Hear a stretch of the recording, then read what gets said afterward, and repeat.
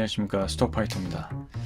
오늘은 주식 투자하기 전 반드시 알아야 되는 5가지라는 주제로 한번 준비를 해봤습니다.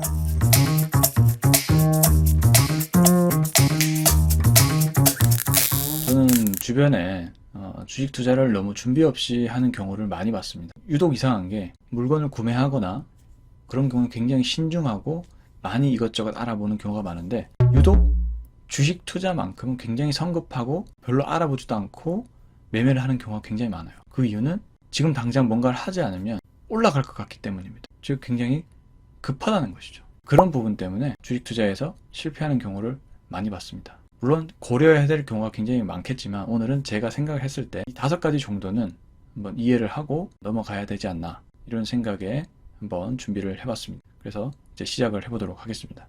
자, 주식 투자는요, 세상을 이해하는 것이라고 생각합니다.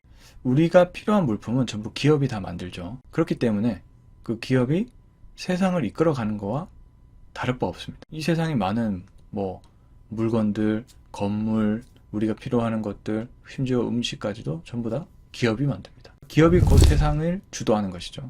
그렇기 때문에 기업들을 공부하는 것이 곧 세상 공부를 하는 것이고, 이 세상 공부를 하는 것이 곧 주식 투자를 공부하는 것과 똑같습니다.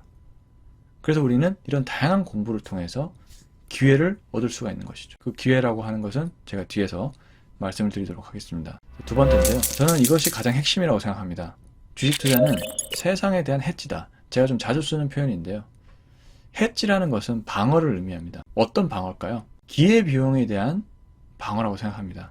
기회비용이 뭐죠? 기회비용은 우리가 어떤 하나의 선택을 하면 다른 선택에 대한 기회를 잃어버린다는 것이죠. 우리는 동시에 무엇을 다 할 수 없는 존재니까요. 그래서 반드시 기회비용이 존재하는데, 거기에다가 기회비용도 있지만은 잘못된 선택을 하면 더 큰 피해를 보게 되는 것이죠. 그래서 어쨌든 이 주식 투자라고 하는 것은 우리가 선택할 수 있는 어떤 기회에 있어서 그 기회비용을 또 극복해주기 위한 수단이 될 수가 있습니다. 뒤에서 그 사례들을 제가 말씀을 좀 드려보도록 하겠습니다. 이 세상에 대한 해지다라고 하는 것은 일상생활이 곧 배움이 되는 것을 의미합니다. 이제 주식 투자를 하시는 분들은 항상 투자에 대한 생각을 많이 하시기 때문에 어떤 현상을 보면 이것을 또 어떤 주식 투자의 기회를 보기도 하고, 이렇게 연결이 되거든요. 일상이 곧 배움이 되는 그런 습관이 자리 잡게 되고, 그 습관은 무섭게 기회를 찾아다닙니다. 그래서 남들보다 더 좋은 기회를 포착해서 좋은 성과를 내는 그런 경우가 많아지게 되는 것이죠. 그래서 우리는 그런 기회를 많이 확보하기 위해서 공부를 많이 해야 됩니다. 자, 첫 번째 사례를 볼게요. 노동에 대한 기회비용을 이기는 수단이 저는 주식 투자다라고 생각합니다. 자, 아래 표를 보시면 CEO 보상이 되어 있고요. 진한 파란색은 S&P 500 지수고요. 그 밑에 연한 파란색은 상위 0.1% 임금 추이입니다. 1980년도 이전부터 수치를 잰 것이고요. 보시면 CEO 컴펜세이션이 가장 높죠. 940%로 가장 높습니다. 당연한 결과겠죠. CEO라고 하면 그 기업을 이끄는 주체이고, 그 주체가 가장 핵심적인 역할을 하기 때문에 그만큼 보상도 더 클 수밖에 없다는 것이죠. 근데 그 밑에는 이제 S&P 500 지수라는 것이죠. 왜냐하면 기업이 곧 주식이기 때문에, 그러니까 기업의 성과가 주식 투자의 결과로 나타나는 것이죠. 그러다 보니까 이제 비슷하게 결과를 내지만, 어쨌든 근데 CEO의 보상을 따라갈 수는 없는 것이죠. 이거는 하나의 개인 주체이기 때문에. 자, 그런데 상위 0.1%의 임금 수치는 320% 정도 성장을 했습니다. 물론 이것도 좀 성장을 했지만 장기적으로 결과를 봤을 때 CEO 보상과 S&P 500 지수의 성과에는 못 미치는 것을 볼 수가 있죠. 근데 문제는 상위 1%의 인상률이라는 겁니다. 평범한 직장인이라고 생각을 해봤을 때 과연 저만큼도 오를 수 있을까요? 아니라고 저는 생각하거든요. 우리는 노동을 하면서 사업을 하긴 힘들어요. 그렇지만 우리는 노동을 하면서 직장을 다니면서 주식 투자를 할 수 있다, 이겁니다. 근데 주식 투자만 하게 되더라도 CEO 보상에는 못 미치지만 어쨌든 그 흐름에 따라갈 수 있는 기회를 잡을 수 있다는 겁니다. 즉 이게 바로 노동에 대한 기회비용을 대체하는 의미죠. 그렇기 때문에 우리는 주식 투자를 공부해 볼 필요가 있다는 겁니다. 1번 사례를 한번 들어봤고요. 자, 이젠 좀 쉬운 사례로 가볼게요. 자, 우리는 다양한 현상을 겪습니다. 우리가 가장 또 중요하게 생각할 수 있는 부분이 바로 기름값이죠. 석유 없으면 우리 살아갈 수 있나요? 석유 없이는 아직은 못 살아갑니다. 그러니까 석유는 거의 필수 자원이에요. 우리는 자동차를 대다수 한 가정에 한 대씩은 끌고 있습니다. 그래서 이제 기름값이 많이 오르게 되면 그만큼 우리 비용이 커지게 되는 것이죠. 근데 우리는 주식 투자 안 하고 가만히 있으면 어떻게 됩니까? 그냥 차를 안 끄는 수밖에 없어요. 그렇다고 우리가 놀러도 가야 되고 업무를 봐야 되는데 차를 안 끌 수가 있을까요? 현실적으로? 그러기는 힘들다는 것이죠. 그래서 석유 가격이 올랐을 때 수혜를 볼 수 있는 업종을 주식 투자의 기회에서 찾아볼 수 있어야 된다는 겁니다. 그게 대표적으로 이제 정유주를 투자를 하면 되는 것이죠. 그래서 우리는 기름값이 오를 때 대응할 수 있는 방법은 정유주 투자를 통해서 비용을 방어할 수 있는 방법이 있다는 것이죠. 왜냐? 원유 가격이 오르기 전에 계속 원재료를 이제 비축해 둘 거 아닙니까? 이제 생산을 해내야 되니까 정유 회사들이. 근데 원유 가격이 상승하게 되면 싸게 사둔 원유가 비싸지잖아요. 그만큼 판매 가격에 반영을 하니까 마진이 좋아지게 되니까 정유 주식의 가격도 오르게 되는 것이죠. 그러니까 우리는 투자를 통해서 일정 부분의 기회비용을 상쇄시킬 수가 있다는 겁니다. 이게 두 번째 사례고요. 세 번째도 마찬가지겠죠. 식품 가격이 오를 때는 어떻게 해야 됩니까? 우리는 식료품 회사 투자를 통해서 또 비용을 방어를 할 수가 있는 겁니다. 식품은 필수 소비재죠. 가격이 비싸도 어쩔 수 없이 우리는 사야 합니다. 우리는 밥을 먹어야 살 수 있으니까요. 식료품 기업은 판매가 인상을 통해서 이익을 보존하죠. 비용을 상쇄시킵니다. 그럼 우리는 가만히 앉아서 당해야 되나? 아니죠.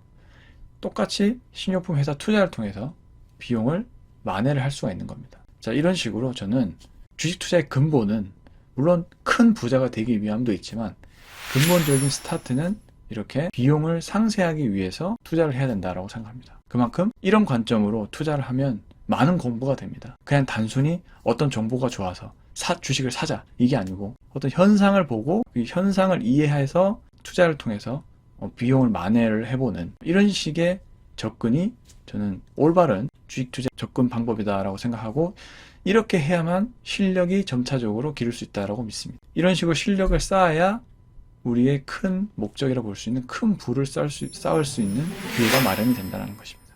그래서 주식 투자를 하기 전에 많은 공부를 해야 된다는 것이죠. 자, 다음 사례를 좀 보겠습니다.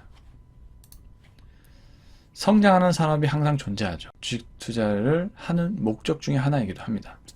저는 시중금리도 저는 기회비용이라고 보거든요. 주식 투자를 못하면 우리는 정해진 금리 안에서 생활을 해야 합니다.